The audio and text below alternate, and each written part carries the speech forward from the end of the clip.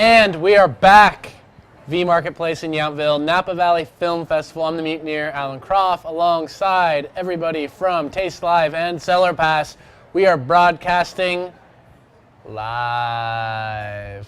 Yes, we are. I got John Truchard here from the John Anthony Winery. Glad to be here In Napa. How you doing, sir? Fantastic. Outstanding. And I like this because we have some white wine on our glasses. That's right. And we've been tasting a lot of wine through these broadcasts the last couple of days. This is kind of a rarity. So, doing a little 010 Sauvignon Blanc, John Anthony. What's going on with this wine? So first of all, I like to say a lot of times we'll be at tastings and people will ask, and they'll be on the white flights, on the red flights, and I always tell them, mix it up. Yeah. It's nice, the Sauvignon Blanc, plus our Sauvignon Blanc is a full, ripe, rich style. So it's a great palate cleanser. Okay, so a little about the wine. It's kind of three things unique about this particular wine. One is all lower valley fruit, so everything south of Yountville. And my background is much more on the farming side than on the winemaking side.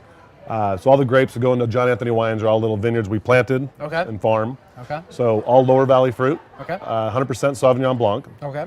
That's one. Second is we pick the grapes on the riper side. So we're definitely shooting for ripe citrus, tropical flavors, trying to stay away from that cat pea, trying to stay away from that grass. The third is long, slow, cold fermentation. And the goal with that is really to keep the wine, as many of those flavors in the wine as possible. Also keeps the wine full of CO2, so we can minimize any sulfur additions. Keeps the wine really fresh, beautiful, light, bright. So 2010 SB. So you have a very clear vision of what you're going for with this wine. When you smell this wine and taste this wine, what are some indicators that you have achieved that vision? Well, it really starts when we're out in the vineyard. So you're right in that we always start with the end in mind. So I do all the grape growing. Rob Lloyd, who was here earlier, is our winemaker. So before we make a wine, we have a very clear idea of the style of wine we want to make. So specifically with Sauvignon Blanc, we're out in the vineyards. Most Sauvignon Blancs are picked late August, early September. We usually pick ours late September, early October. This year it was like middle of October. We picked our Sauvignon Blanc. So specifically in the vineyard, the flavors we're shooting for are really, when you go through and taste the grapes in the vineyard, you can taste a very green, grassy, jalapeno, pyrazine, herbaceous, green beans, green bell pepper flavors, cat pea, and then those kind of begin to fall away a little bit. You start getting into more of the ripe citrus, tropical peach, and so really what we're looking for with Sauvignon Blancs is more the absence of that overly herbaceous, and then that naturally evolves into more of the ripe citrus and tropical flavors. And how does vintage variation affect that quest? Well, historically, you just keep waiting until the grapes are ripe. This year was a tough year. Right, because this year we had a long, cold, cool year, and so we pushed the limits. I mean, we basically waited with our Sauvignon Blanc until about a third of it was rotting, another 2/3 was ripe, and then we basically went through and just picked the 2/3 that was ripe. The benefit of that is we had a truckload of beautiful late harvest botrytis-sized Sauvignon Blanc for 2010. And that worked. It worked, absolutely. Are you going to release that? That'll be released sometimes in the middle of 2013. Nice. Yeah, it'll be delicious. Nice. Now, we'll get into the red in a moment. What are some of the other bottlings that you guys do at John Anthony? So we do, right now we're focused on really three varietals, Sauvignon Blanc, Syrah, and Cabernet.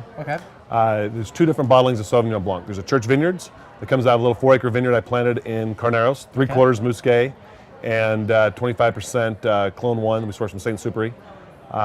Then we also do a Napa Valley Sauvignon Blancs, which we have here today. Main difference on this, the Napa Valley has about 10% barrel ferment, while the Carneros has more like 30 to 40% barrel ferment. So just a little riper, richer style of wine with the Carneros.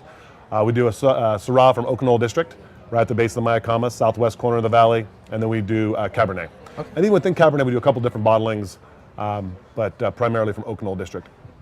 Beautiful, and I see we have some questions rolling in from the universe here.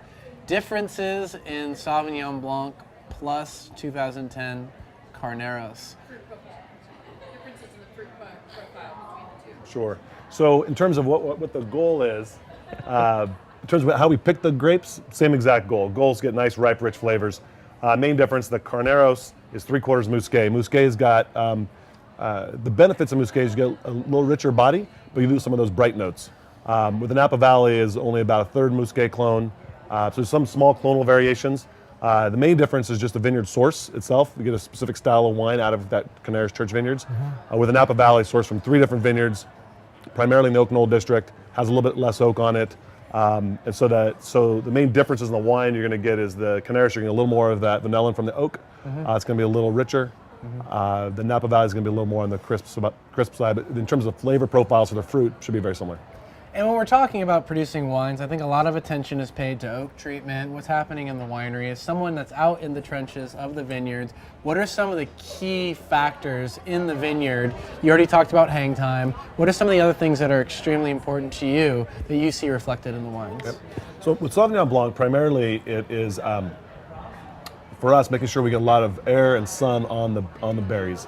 The trick is when you have these really cool years with these high heat spikes, it's this fine line you're trying to get between having enough sun that you don't get sunburn and fry the grapes when it's hot, but have enough exposure on them that when the grapes are sitting in the shade all year long, it's hard to get rid of that bell pepper flavor because they're just sitting in the dark shade.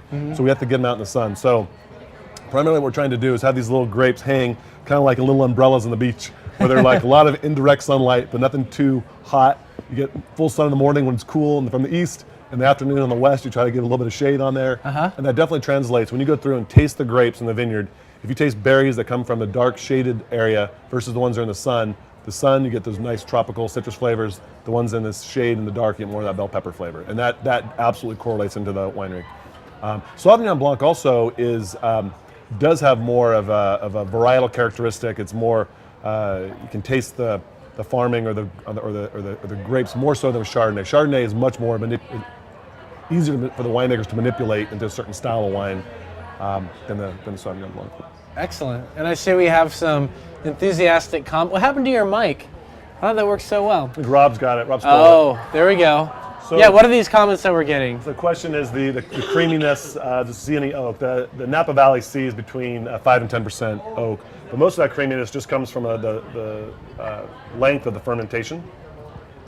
So again, a lot of folks will ferment their white wines, Sauvignon Blancs, over like a 7 to 15 day period.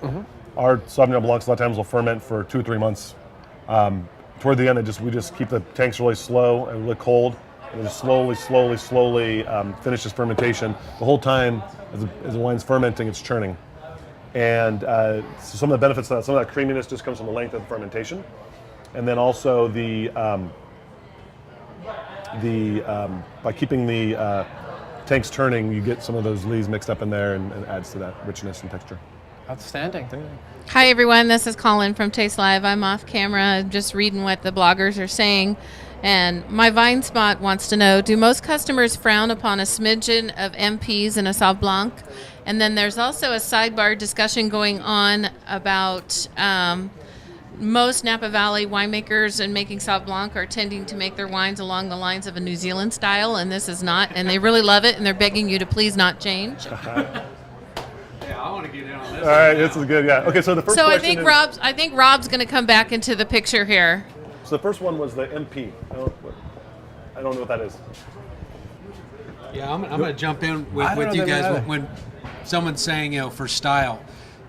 This style, this Sauvignon Blanc, literally is, what John likes to drink. A lot of people, New Zealand does a nice job with New Zealand Sauvignon Blancs, but we live in Napa, and we like, to make Napa style wines. And John likes a very rich style Sauvignon Blanc. I once served him a New Zealand Sauvignon Blanc, and I had to drink the whole bottle because he wouldn't drink any. So this is really, it as a winemaker, it's very neat because, I can make what, I like, but when I work with John, it's kind of fun because it really is a collaboration between the person that is growing the grapes and then the person that is making the wine to try and make, the wine that John likes best. And literally what you're drinking right now is what John and I drink a lot. A little more probably than we should, but we do drink a lot, and this is our house wine. Right. And there's another question about the MP. Do anyone know what MP is? I don't know what they're referring to. Military police, we don't have any. We don't like them. We don't like getting into trouble. This wine has no malactic. If it was actually supposed to be ML. Right. We do get the grapes a little bit riper, and we're looking for the pH to be around 3-4, but we don't put it through a secondary malactic fermentation. This is really just from that super slow ferment. And actually, right now, the 2011 Napa Sauvignon Blanc is only at 13 bricks in a tank. that's at about 48 degrees. So real slow, really trying to use natural CO2 to preserve the wine rather than having to add in liquid sulfur dioxide. We got some comments over here. Sorry, the clarification on MP is methoxypyrazine. Oh, yeah. In the soft wall. Yeah. We don't like those. Those are bad. Yeah, John. Again, I served him one New Zealand, and I got a really good idea of what the guy likes to drink, and you're tasting it right now. It was great. I mean, literally this year, as we were looking to pick the Sauvignon Blanc, we were walking through the vineyard, and 10%'s rotted, but there's MPs everywhere. Good new word we could throw out there. Yeah, I like the MPs. MPs. Thank you. It's good. And then like 15%'s rotting, still a lot of bell pepper. 20%'s rotting, still a lot of green. It wasn't until about a third of the vineyard was like just pure rot. And we're like, okay, we'll pick the other 2/3. I feel like the temperature of the wine is really important because when it's too cold, it's like it's got flannel pajamas on. Yeah. Well, really with any white wine, I don't like serving it too cold because, if you remember back to your college days and drinking Boone's Farm, if you look at the back of the label, it says serve very cold. Why? Because it numbs your tongue. Don't serve it too cold because, this wine, you really want to be able to get all those, aromatics and all the flavor out of it. Don't numb your tongue. And don't drink any more Boone's Farm. Not good. It hurt. Thank you so much for stopping by and taking some time You bet. to chat with us and all of our friends out there in the interwebs. I'm the Mutineer Alan Kropf here with all of the brilliant minds from Taste Live and CellarPass at V Marketplace in Yountville at the Napa Valley Film Festival. And I couldn't be more enthusiastic because we got more later on this afternoon from Copia in Napa. So stick around or tune in later and your karma will thank you.